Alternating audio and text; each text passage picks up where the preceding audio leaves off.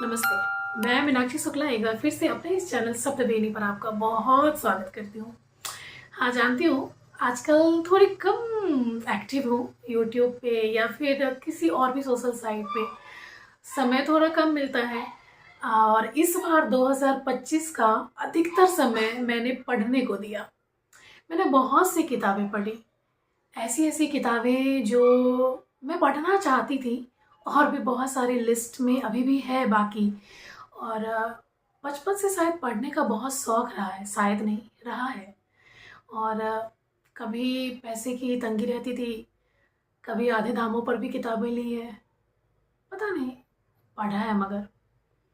तो ये शौक अभी भी बरकरार है हमारा।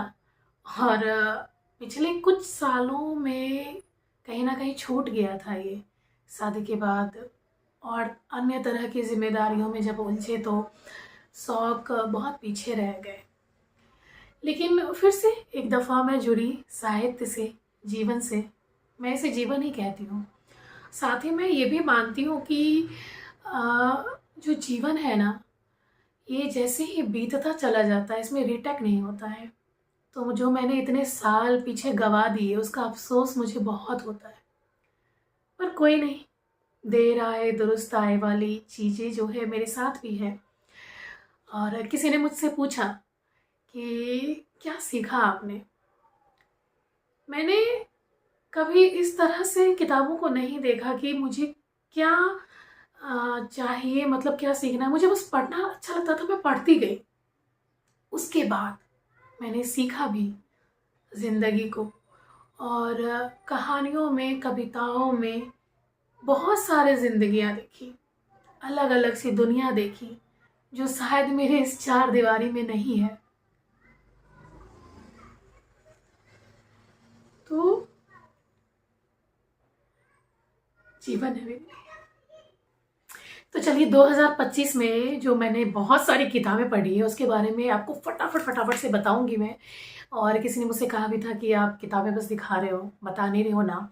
शॉर्ट्स में कई बार लिखना नहीं हो पाता संभव, और व्यस्तताएं इतनी रहती है कि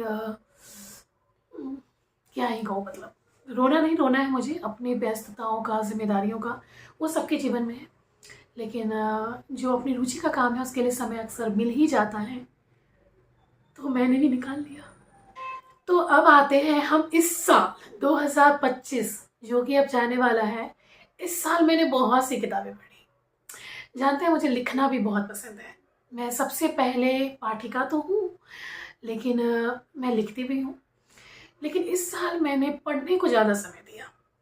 और इनमें से कुछ किताबें ऐसी हैं जो मुझे आई रिव्यूज़ के लिए, और कुछ ऐसे भी लेखक रहे जिन्होंने मेरे समय को अर्थ दिया, और उस अर्थ से मैंने अपनी रुचि के दूसरे अर्थ खरीदे। तो इस साल मैंने सच में बहुत ज़्यादा किताबें पढ़ी, और मैं आपको बताती हूँ कि मैंने क्या क्या पढ़ा है। फटाफट से हम वीडियो को बहुत अधिक लंबा नहीं करते हुए एक दो लाइनों में सारी किताबों का जिक्र करते हुए आगे बढ़ते हैं और आपको बताते हैं। अगर आपको अच्छा लगेगा ना तो आप हमें बताइएगा, और अगर कुछ अच्छा नहीं लगा तो वो भी बताइएगा। ये निर्मला है, प्रेमचंद की लिखी हुई एक लड़की की कहानी है, और शायद इसे सुख कभी भी जीवन में मिला ही नहीं। अभिषेक शुक्ल है, ये नए ज़माने नए दौर के लेखक कवि हैं।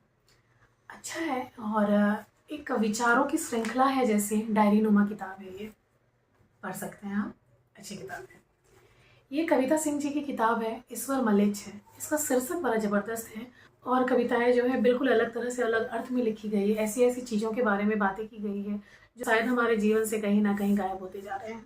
लिफाफा, मनीष सिर्फ ये दोनों ही हस्बैंड वाइफ हैं, और विवाह से पहले जो इनके बीच पत्रोच्चार हो रहा था ईमेल के माध्यम से, उन्हीं पत्रों की श्रृंखला है ये लिफाफा। अरुणिमा, ये है सुधा सिकरवर जी की किताब, और इसमें एक छोटी सी बच्ची रहती है जिन्होंने जो दुनिया देखी है अपनी आँखों से, यथार्थ वाला जो स्वरूप देखा है, उसके बारे में ये कहानी है। इसमें प्रेम है, इसमें बहुत कुछ, इसको आप पढ़ेंगे तो बहुत मज़ा आएगा। ये वंदना वाजपेयी जी की किताब है विहान की आर्ट, और इसमें कहानियों का गुच्छा है और बहुत ही सुंदर है, मुझे बहुत अच्छी लगी। और ये किताब है आषाढ़ का एक दिन, मोहन राकेश जी की लिखी हुई किताब है। बहुत ही ज़बरदस्त किताब है, मैं ज़रूर कहूँगी आप इसे पढ़िए, लेकिन इसे शुरुआती तौर पर मत लीजिएगा, ये अगले लेवल की किताब है थोड़ी। और अगली किताब है विनीता स्थाना जी की बेहया, एक स्त्री जो दोहरी जिम्मेदारी निभाती और किन किन तरह की परिस्थितियों से उसे गुजरना पड़ता है, उसके बारे में है। अगली किताब है राहुल चावला की हज़ारों ख्वाहिशें ऐसी। इसमें बहुत कुछ है, बहुत कुछ, मतलब प्रेम भी है और इनकलाब भी है, जैसा लिखा भी है इसका, और इनकलाब। तो इसमें लिव इन रिलेशनशिप भी आपको मिलेगा। गांव देहात से जो सिविल सर्विसेज की तैयारी करने के लिए अनेकों सपने लेके आते हैं, उसके बारे में है। और एक अगली कहानी है मत तोड़ो चटकाए, कहानी संग्रह है ये। और ये किताब मुझे संग्रह के रूप में वाकई बहुत ज़बरदस्त लगी, बहुत अच्छी लगी। हालांकि मैं इसकी समीक्षा कभी लेकर आ नहीं पाई, लेकिन मुझे करना है। भाई बहन के रिश्तों पे आधारित ये पूरी किताब है और इसमें बहुत सारे लेखक हैं, सबकी कहानी है और पढ़नी चाहिए, बहुत अलग तरह की है। अगली किताब है प्यारी शहर, आदित्य रेहबर। नए जमाने के कवि जो हैं उनमें से ये मेरे पसंदीदा भी रहे हैं। और ये किताब भी एक तरह से डायरी नुमा है, अपने विचारों की एक श्रृंखला कहें, और वो है। और इसकी भी अभी तक मैंने समीक्षा नहीं की है, बहुत जल्द करूँगी। अगली किताब है संदीप द्विवेदी जी की, रोने से कुछ होता है क्या। ज़बरदस्त किताब है, मोटिवेशनल है और ख़ास करके उन लोगों के लिए बड़ी अच्छी है जो पढ़ रहे हैं और जीवन के समस्याओं से जूझ रहे हैं कि कहीं वो पहुंच क्यों नहीं पा रहे हैं। ये बखूबी आपका कंधा थपथपाने का काम करती है, आपको हौसला देने का काम करती है, आपको जगाने और उठाने का काम करती है। तो विद्यार्थियों के लिए बहुत ही अच्छी है, आप ज़रूर पढ़िएगा, मज़ा आएगा आपको। और अगली किताब है आर्यन राज की अंकुरित प्रेम। इस किताब की खास बात यह है कि ये किताब लिखी हुई लेखक ने और पब्लिश भी करवाई है। छोटी छोटी कविताएं हैं इसमें, अच्छी कविताएं हैं, सुंदर कविताएं हैं। अगली किताब है देव प्रकाश दुबे जी की इब्नी बतूती। इब्नी बतूती मुझे वास्तव में बहुत अच्छी लगी थी। इसमें एक वयस्क लड़का है और उसके पिता नहीं है और वो चाहता है कि उसकी माँ जीवन में आगे बढ़े। और इस किताब के बारे में लिखा भी देव प्रकाश दुबे जी ने कि माँ जो कभी एक 20 बरस की लड़की थी, उस लड़की के नाम है। बहुत ही सुंदर लगी ये किताब भी मुझे। अगली किताब आई है सब्दाहार से सफ़ेद तीन। सफ़ेद तीन में इसमें मेरी भी एक रचना है और ये भी एक तरह से चिट्ठियां हैं जो अपने प्रियजनों को या आप जिसे लिखना चाहते हैं उस बारे में है। और एक बार और फिर से देव प्रकाश दुबे हमारे साथ मुसाफिर कैफ़े के रूप में। ये भी किताब ज़बरदस्त है। इस किताब की इतनी चर्चा है कि लोगों ने इसके नाम पर कैफ़े भी खोल लिए थे कई जगह, तो ये भी बहुत सुंदर है। एक किताब है सुजाता चक्रवर्ती जी की वंदनवार। छोटी छोटी कविताएं हैं, जिए हुए जिंदगी को कहते हैं ना, एक चक्र में जब समेटा जाए तो वो चीज़ें हैं इसमें, बहुत ही गहन, बहुत ही सुंदर, अच्छा लगा मुझे पढ़ के, एक सुखद स्मृतियां हैं जैसे। अब आते हैं कुछ और किताबों पर। हो सकता है वीडियो बहुत ज़्यादा लंबी जा रही हो और मुझे इसे 2 भागों में बिल्कुल नहीं करना है, मैं चाहती हूँ एक ही भाग में सारी चीज़ें सिमट जाए। तो चलिए हम लेते हैं। अभी अभी मैंने इसकी समीक्षा भी की है, पेंसिल चोर, भास्कर कविस। ये भी हमारे प्रिय लेखक हैं और बहुत अच्छा लिखते हैं, बहुत उम्दा। इनकी छोटी पंक्तियों में जीवन का सार मिल जाता है जैसे। और अकेली, मन्नू भंडारी जी की एक कहानी संग्रह है ये और बहुत ही शानदार है। इसमें कहानियों का जो अलग अलग भाव है, स्पंदन है, संवेदनाएं हैं, वो देखते ही पढ़ते ही बनता है। अगली किताब है मधुमई। ये मेरी प्रिय दोस्त भी हैं और बहुत अच्छा लिखती हैं। इनकी लंबी कविताएं आज के समय में भी डंका की चोट पे खड़ी है और लोगों को पसंद भी आ रही है, बहुत अच्छा कर रही है। मुझे बहुत अच्छी लगी थी ये किताब, आप भी जरूर पढ़िएगा। इससे जीवन के विभिन्न आयाम, रंग और प्रेम देखने को आपको इसमें मिलेंगे। और भगवती चरण वर्मा की चित्रलेखा, इसकी तो क्या ही बात कहें, लाजवाब, बहुत खूब बेहतरीन किताब है ये साहित्य के जो आप कहते हैं ना कि शुरुआती दौर पे पढ़े नहीं, उनके लिए नहीं है, आप दूसरे तीसरे चरण में पहुंचते तब आपके लिए है। भाषा इनकी बड़ी अच्छी है, एक चित्रलेखा नर्तकी होती है और किस तरह से वो उसके आने से, उनकी उपस्थिति से जीवन बदल सा जाता है, देखने को मिलता है ढंग, उस बारे में है ये किताब। अगली किताब है 55 खंभे लाल दीवारें। उषा प्रेमदा जी का लिखा हुआ ये किताब बहुत शानदार है, बहुत बेहतरीन। स्त्री जीवन का एकांकीपन, बड़ा होना, घर की जिम्मेदारियां और अपने लिए कुछ चाहना, एक अपराध बोध, बहुत सारी चीज़ें आपको मिलेगी इस किताब में, आप पढ़िए। उसके बाद है मन्नू भंडारी की आपका बंटी। आपका बंटी एक ऐसी किताब है जो बाल मनोविज्ञान की श्रेणी में सबसे अव्वल दर्जे पे रखा जाएगा और जो एक छोटा बालक है उसके माता पिता के बदलते हुए रिश्तों के समीकरण में किस तरह ये जूझता है, वो उस बारे में है। एक बात मैं कहूँ इस किताब के बारे में, एक खास बात, जो इसमें बंटी है ना कहीं मोहन राकेश है। जांच पड़ताल थोड़ी आप भी कीजिएगा, ऐसा कहा जाता है। और ये किताब गुनाहों का देवता, आप तो जानते ही होंगे। इस किताब ने ऐसा धूम मचा रखा है आजकल कि सब इसके दीवाने हुए पड़े हैं, और बहुत ही ज़बरदस्त सुंदर दुखांत प्रेम कहानी है। तो सुधा और चंद्र की ये कहानी है, आप भी पढ़िए। और जब इस किताब की चर्चा हो और रेत की मछली की चर्चा ना हो तो अधूरी है बातें। ये जहाँ स्वप्न है, ये दिवा स्वप्न को खारिज करती हुई किताब है। ऐसी किताब है जिसे उठाओ तो पढ़ते हुए भी उबकाई आती है, और अगले समय तक, कुछ समय तक लगता है क्या ऐसा भी हो सकता है, इतनी गंदी दुनिया है क्या। तो ये भ्रम को तोड़ती है, मैं यही कहूँगी। कसब मनोहर श्याम जोशी की, ये भी शुरुआती साहित्य के लिए नहीं है, इसे भी आप पढ़ सकते हैं दूसरे तीसरे आयाम पर, क्योंकि इसकी भाषा जरा आपको क्लिष्ट लगेगी, पहाड़ी में लिखी गई है। ये भी दुखांत प्रेम कथा है, लेकिन ज़बरदस्त फ्लेवर है, रोना नहीं आता है, हाँ मन भर जरूर जाता है। मंटो की कहानियाँ, ये बिल्कुल मोहताज नहीं है कि ये बताए अपने बारे में। मंटो जाने ही जाते हैं साहित्य के उन हस्ताक्षर के लिए जिन्होंने कड़वी से कड़वी सच्चाई को ज्यों का त्यों लिखा है, और समाज के उन स्याह चीज़ों को लिखा है जिसे पढ़ते हुए जानते हुए रूह कांप उठती है। और कुछ किताबें हैं जिनको लेकर मैं आई हूँ। ये है स्वयं श्रीवास्तव जी की घर के वास्ते। इनमें से बहुत सी किताबें जो वर्ल्ड बुक फेयर हुआ था ना दिल्ली में 2025 में, मैं वहाँ से लेकर आई थी, ये भी उनमें से एक है। और स्वयं श्रीवास्तव जी के लिखे हुए शब्द मुझे इतने पसंद हैं, उनके मुख तक, उनकी पंक्तियाँ, क्या बताऊँ। स्वयं श्रीवास्तव जी के बारे में कहा भी जाता है, वो जहाँ से बोलना शुरू करते हैं कई बार तो भीड़ जमा हो जाती थी और रास्तों में ट्रैफिक जाम हो जाया करता था। ये मेरे प्रिय कवि में से एक है। ये शुरुआती दौर के वो कवि हैं जिसे कोई भी पढ़ सकता है बड़ी आसानी से, और इसे अपने जीवन में उतार सकता है, उतारते भी हैं लोग। जीवन की ही सच्चाइयाँ लिखी गई है बड़े ही सरल शब्दों में। सुषमा गुप्ता जी, हेबियम से आई हुई ये किताब मन विचित्र बुद्धि चरित्र आजकल मेरी पसंदीदा है। इनके लिखे हुए शब्द ऐसा लगता है जैसे मेरी ही बातें हों। बहुत बार ख्यालात इतने मिलते हैं, और मुझे ये इतनी पसंद आई, कहानियों का संग्रह है ये।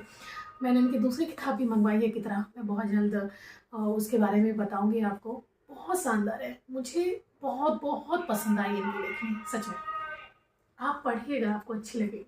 अगली किताब है विनोद कुमार शुक्ल जी की, दीवार में एक खिड़की रहती थी। और इस किताब के प्रति जो मेरा लगाव है ना, मैं कह नहीं सकती शब्दों में, इसलिए कि इनके हर एक पंक्ति में कुछ ना कुछ ऐसा है जो रिक्त होते हुए भी भरा भरा सा है।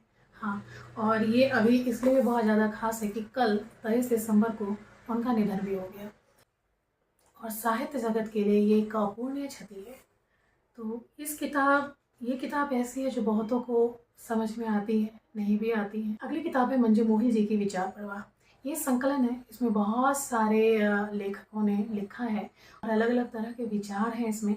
इसमें मेरी भी एक रचना है, और इतने सारे लेखकों ने इसमें लिखा है। और मंजू मोहिल जी का विशेषता आभार में व्यक्त करूँगी यहाँ पर, क्योंकि उन्होंने मुझे कुछ किताबें जो भेंट स्वरूप दी है, वो मेरे लिए बहुत बहुत कीमती हैं। उनका धन्यवाद। और ये भी आप पढ़िएगा, अलग तरह का जायका आपको मिलेगा इसमें। अलग अलग तरह के लोगों के विचारों से आप रूबरू होंगे कि वो क्या सोचते हैं देश, दुनिया, समाज, रिश्तों के बारे में। 100 डेट्स निमिष अग्रवाल की, ये किताब बहुत लाजवाब मुझे लगी। एक लड़का जो डेट करता है 100 दिनों तक ये उसकी ही बातें हैं, और 100 कहानियाँ हैं छोटी छोटी। इसको हम लपड़े भी कह सकते हैं, लघु प्रेम कथा। तो अच्छा है, अच्छे प्रयोग हैं। अगली किताब कोहबर की शर्त, केशव प्रसाद मिश्र की लिखी हुई, ये मुझे बहुत बहुत अच्छी लगी, और पढ़ने के बाद ऐसा लगा कि दिल में कुछ फंसा फंसा सा रह गया है। और मैं बताऊं कि इसमें भी सुधा और चंदन है, और ये भी दुखांत प्रेम कथा है। और इस किताब पे ना 2 फिल्में बन चुकी है, नदिया के पार और हम आपके हैं कौन। ये कह मानिए इंटरवल से पहले की कहानी जो है इसी किताब की तरह है, लेकिन उसके बाद का अंत बिल्कुल अलग है, और पढ़िएगा। और अगले ये किताबें हैं द हिडन हिंदू के तीनों भाग। ये किताब पूरी तरह से फिक्शन स्टोरी है, पौराणिक पात्रों को लेकर लिखा है अक्षत गुप्ता जी ने, और ज़बरदस्त कहानी है। और इसे पढ़ते हुए आप स्क्रीन पे महसूस करते हैं कि हाँ ऐसा हो रहा है। अच्छी कहानी है, ज़बरदस्त है। तो मैंने आपको बता दिए कि इस साल मैंने कितनी किताबें पढ़ी है। गिनती करूँ? 1 2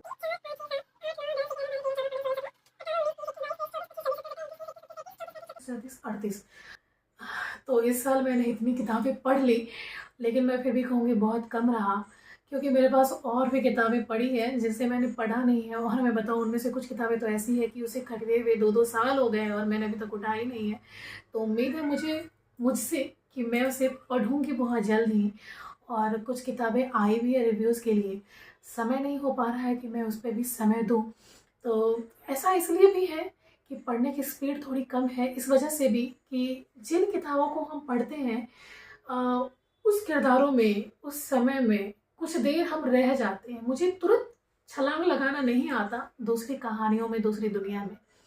तो इसीलिए तो आशा है, उम्मीद है मुझे कि आपको ये अच्छा लगा होगा और आपको आपकी रुचि के अनुसार कुछ ना कुछ ज़रूर मिल गया होगा। तो आप हमें कमेंट कीजिएगा कि कैसा लगा और क्या आपको अपनी पसंद का मिला और इस साल आपने कितनी किताबें पढ़ी या आप क्या-क्या पढ़ने का सोच रहे हैं। और मुझे क्या आप सजेशन दे सकते हैं कि मुझे और क्या-क्या पढ़ना चाहिए जो ज़रूरी है।